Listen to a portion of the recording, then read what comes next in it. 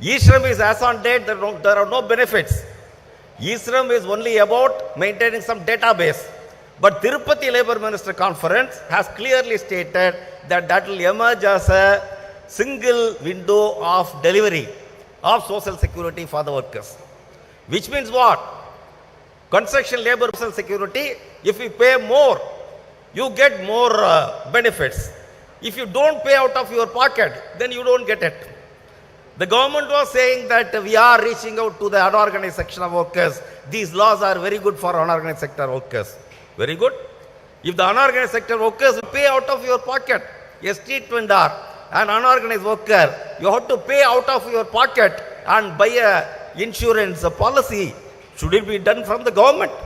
If you want it, even now we can go to any bank and have some insurance policy. We can get it. There's no problem. But the government is acting as an insurance agency. And you please remember one thing. More than 38 to 40,000 crores of rupees is lying with construction labor board alone. There are so many other labor boards.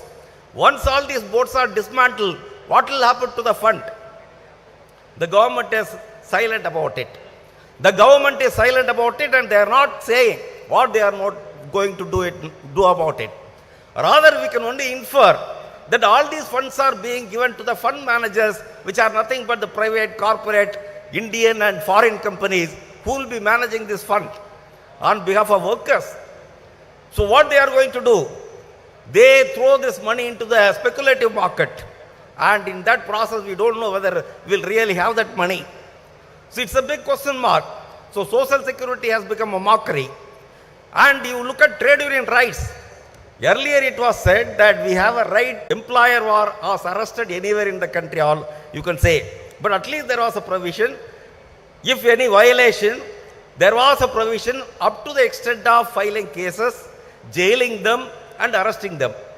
But today if you look at it, it has changed. So no employer can be penalized. They can only at best be penalized for some money, nothing more. They can be fined. Whereas the trade union leaders who actually were instrumental in organizing, originating any strike, they will be penalized. Penalized, not only that they will be fined 10,000 rupees to 50,000 rupees, but also that they can be sent to jail. This is what the latest code says. So this is not something which we should lie down and take it. Organized trade unions. We are seeing we are witnessing lots of struggles happening outside they burned the factory. They shoot the employer. That was the model which we are seeing in Noida. In Noida, when the workers are on strike, the employer came, the industrialist came. He said he will crush the strike. He went inside, closed the door and started shooting the workers with a gun. Workers retaliated. Ultimately, that employer died. Very unfortunate. You know what was happening in Gurgaon. So everywhere we could see that there are a lot of struggles, which are militant struggles, which even outbursts, which even we may not really justify, but that's what is going to happen. We know that in the period when there were no legislations, when there were no laws to regulate, streamline the industrial relationship, you know what was the struggle? The workers had no legal remedy. The workers had no way they can resolve their issues through even courts. The laws were against them. It is in this kind of a situation. What was the form of struggle then? The only form the workers know in those days was to break the machines. That is what is happening now. So instead of streamlining the relationship, the Indian government, Modi-led government, BJP government is not actually streamlining the industrial relations. Rather, they are destroying it in favor of corporate companies, in favor of corporate industrialists. This is to be opposed. And the working class is not going to take it lying down. It will definitely rise. In what form, in what way, definitely, I am sure, as Comrade Amarjit ji was suggesting that they will be discussing about it. What is the strategy to counter the attacks by the BJP and Modi government today? The working class has to reply to it. Working class has to come up with a very strong reply. the farmers organized. They were there in Delhi border for more than a year. Ultimately, the Modi government has to withdraw the anti-farmer, pro-corporate legislations. I hope you remember the struggle in Bangalore, where the garment workers, young women workers marched on the streets, and there was a very big struggle. Tens and thousands of people were on the streets, and finally the Modi government has to withdraw the circular on the PF issue. This is what happened. Young women workers forced the Indian government to withdraw the anti-labor circular on PF issue. We have seen it. So it's not that the workers are only at the receiving end. They are also fighting back. One more point I would like to share with you. That is about what is the plan of this government. The same Tirupati Labour Minister Conference says they have come up with a Vision 2047. That is 25 years from now and the 100th year of the independence of the country. They say that in future, after 25 years, if you look at the labor relations, what will be the form of employment? No employee-employer relationship. You are seeing some 77 lakhs of platform workers today. It can be the Zomato workers, it could be hunger saviors, it could be Ola, Uber drivers. This is the emerging workforce who doesn't have very clear-cut employer-employee relationship. Their working conditions are very bad, and the government wants to develop that kind of a workforce in the coming days. They say that another 10 years, the platform workers who are around 77 lakhs today, they will become 2.5 crores. And if you offer any rights to the employees, if you offer minimum wage to the employees, if you offer protection to employees, if you offer wage security, job security, social security to the workers, the government says that they will not be opting for it. The new generation of workers, according to the government's Vision 2047, they will not look for wage, job and social security. They will only look for some money, which the government says that they will get it through the employment they have, the kind of employment pattern they are proposing. They said this is their Vision 2047. I think this is something to be opposed. Why they are coming up with this proposal of Vision 2047? The Vision 2047 is only about unorganized workers. They have two purposes. One is that, you know very well, that we have been fighting against the government, against the contract system. But what the government is saying, only as long as you have some kind of permanent workers and high-wage islands, we will fighting for reaching that level. So we will get rid of all the permanent employees. We will get rid of this permanent employee system. Then what will happen? All the permanent employees have to compete with contract workers, and contract workers doesn't have anything to demand for. This is what the government is saying. Likewise, the government is saying that if the informalization of workforce takes place tomorrow, that is conducive for the politics of hate. That is conducive for the politics of fascism. So they want to create an unorganized workforce which will be feeding for the politics of hate and communal politics. This is the idea behind this 2047 vision of the government. Are we going to take it lying down? Dear comrades, I would request you, definitely will rise. All central tribunals have given a call for an All India convention on 30th January. And we'll make the convention greatly successful. 2023 will be the year. 2023 will be the year to overthrow Modi regime from the power, from the parliament in 2024. I think it will be the call. It will be the call of the January 30th All India strike. I would like to say one point and conclude it. Farmers were there in Delhi border for 1 year. Workers are not going to sit like that.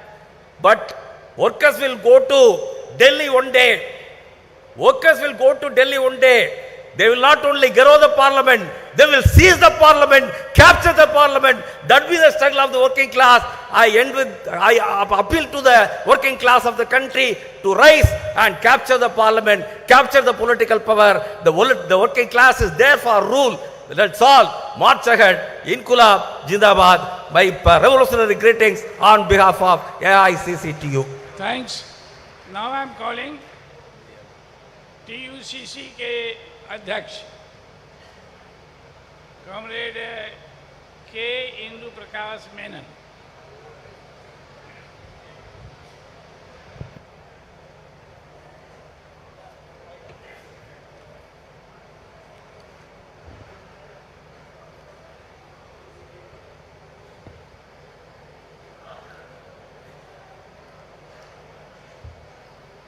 Jai Hind, comrades.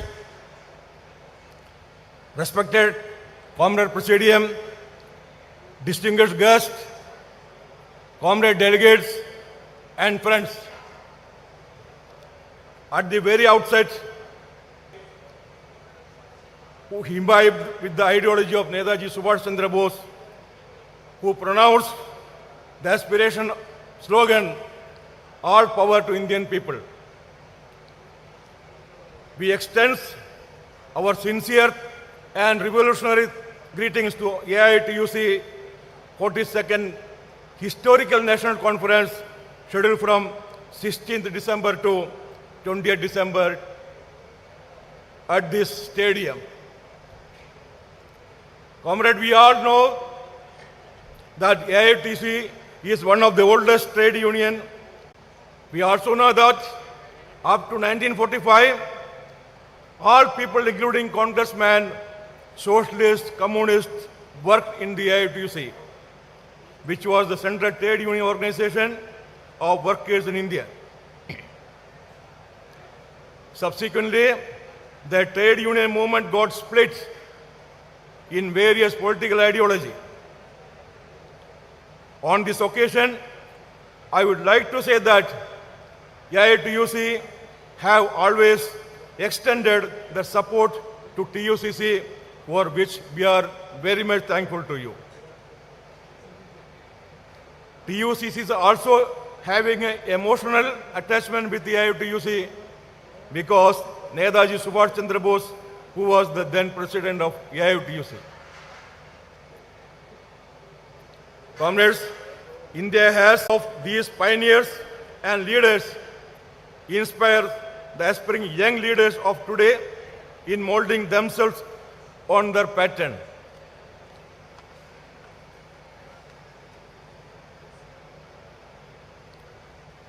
Now, all the comrades has expressed today's issues and the problem what we are facing by the working class workers, all the citizens of the country. Because unfortunately, since the NDA government came into the power, the workers of this country is facing serious problems of unemployment and underemployment. This is very much clear that no country can progress without employment opportunities. No country can progress with proper creation of employment opportunities in our country. Unfortunately, today, this is one of the major issues we are facing in the country, that is unemployment.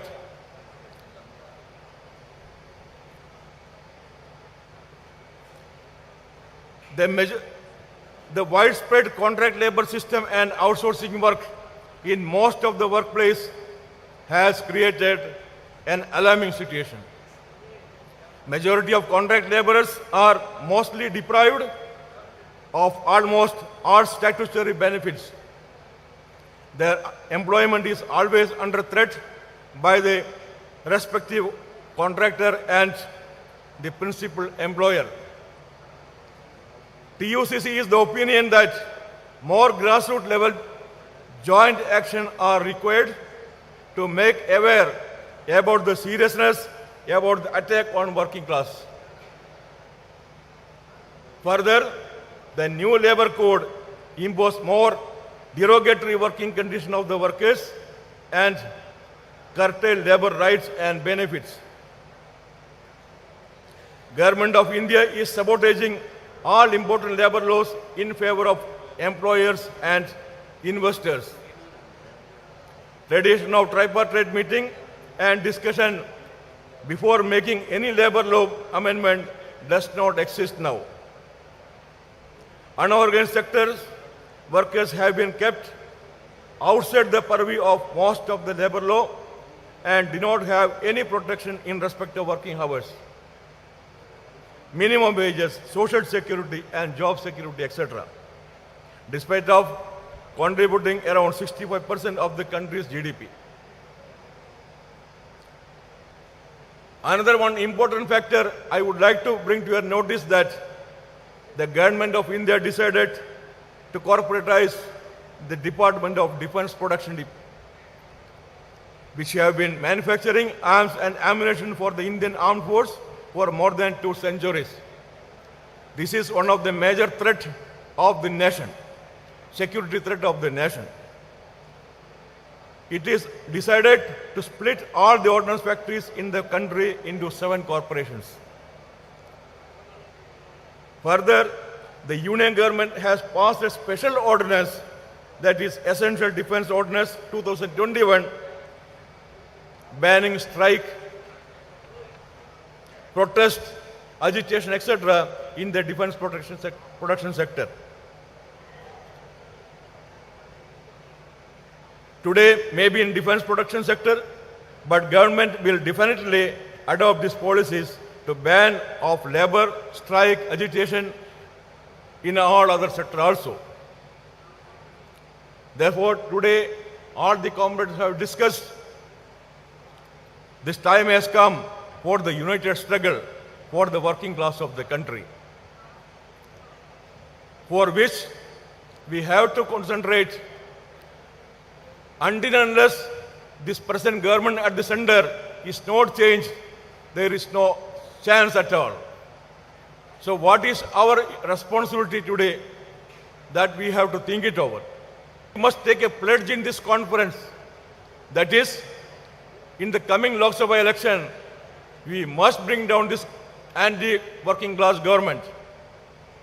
That should be our first motto, for which all the working class has to come under one banner. Otherwise, there is no solution for. A person who has become a sick, we can go to the hospital and take treatment. But here, there is no such a treatment is available. We have to be united. We have to fight for the justice of the working class. We know that all our trade unions, all central trade unions, all federations, all associations are working for this workers' right to protect their legitimate demands. But unfortunately today we are claiming, we are telling, we are complaining, the government is not listening our any demands, not at all listening our any problems, any issues, because they have the majority in the parliament. They can do anything. That is what they are feeling. We should not forget they made a historical incident, that how we can fight against how we can fight for the rights of the workers. We should remind it. We should understand. We should not forget.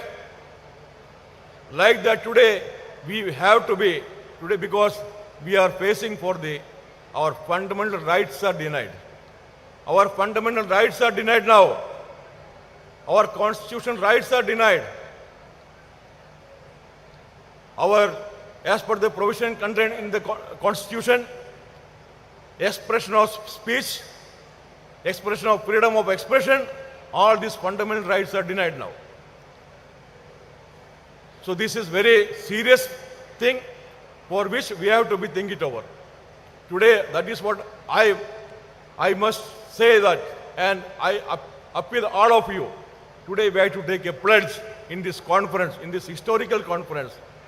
We must come together and we should fight for the right for the protection of the working class movement. On this occasion, TUCC extends our supports and solidarity to all working class movements against anti-worker, anti-farmer policies of the union government. Once again, TUCC Central Committee wish you all the very best and the 42nd National Conference of AITUC a grand success, and let us strengthen the fraternal relation between the organization, between our organization in the year to come. Jai Hind. धन्यवाद comrade. अब सेवा बहन सोनिया बोलेंगी सेवा से। So Sonia is coming to speak. I am just making announcement. Comrade Janak Adhikari from Sri Lanka has also joined us on the dais.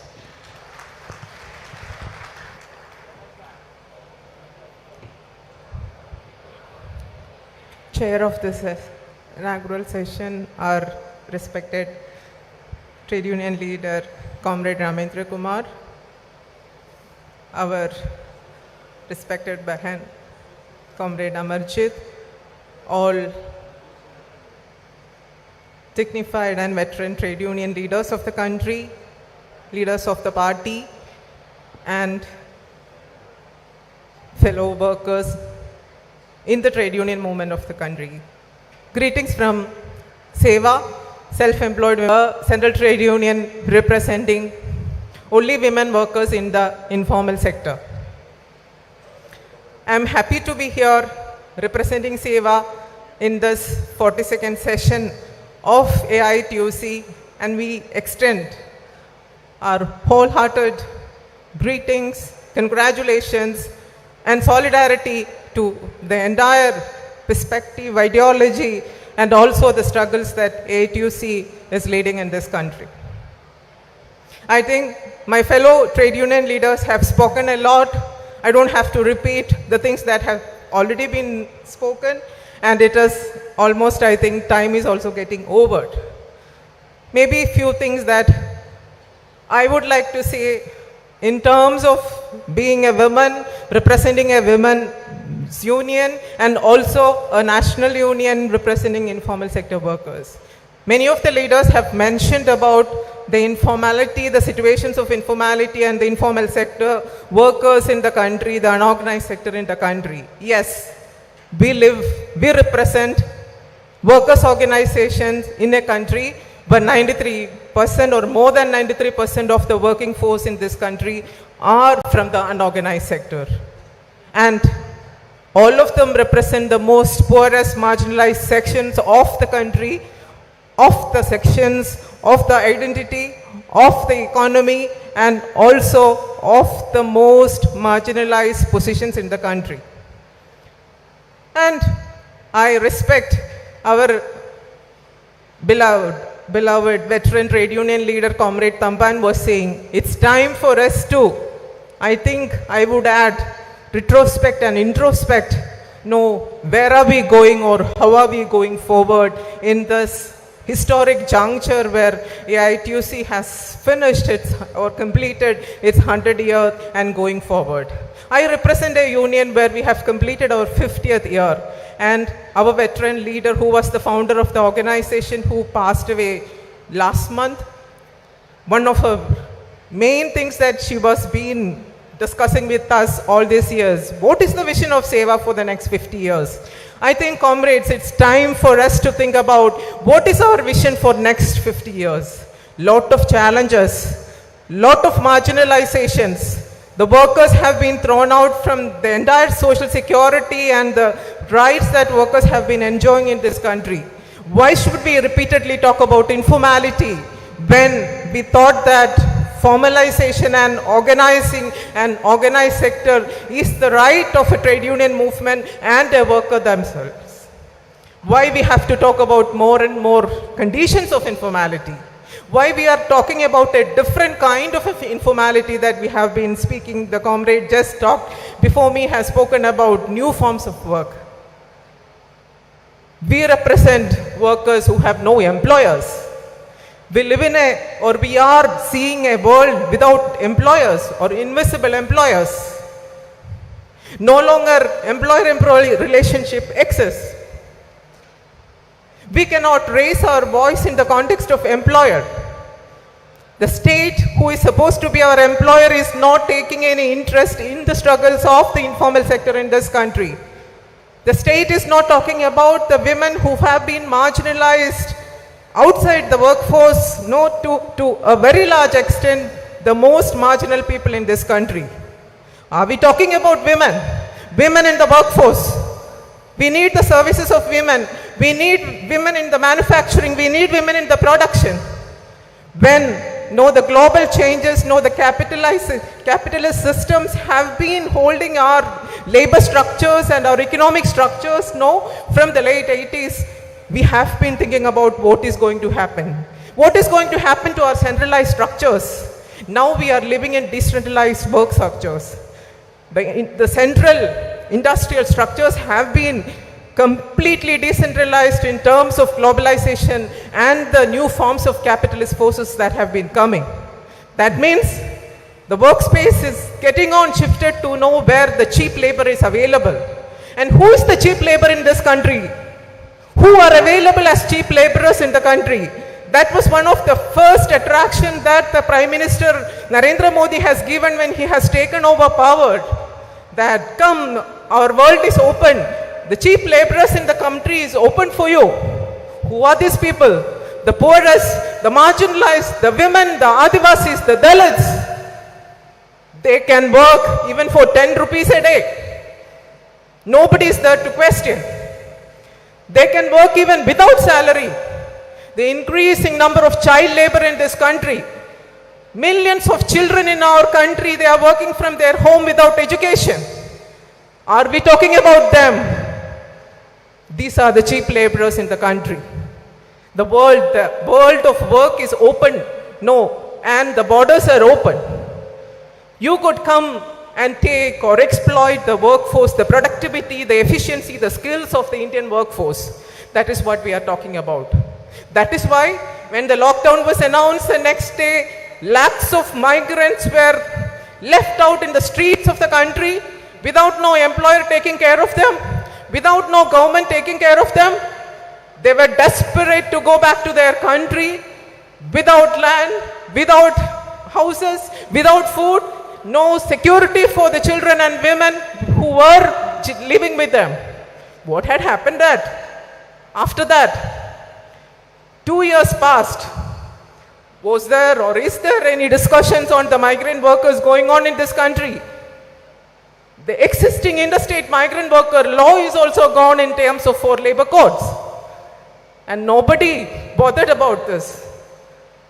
Other day, last week I had even not as representing the Indian Trade Union, but as representing the International Trade Union Confederation. I was speaking in one of the sessions in the APRM, Asia Pacific Regional Meeting of ILO.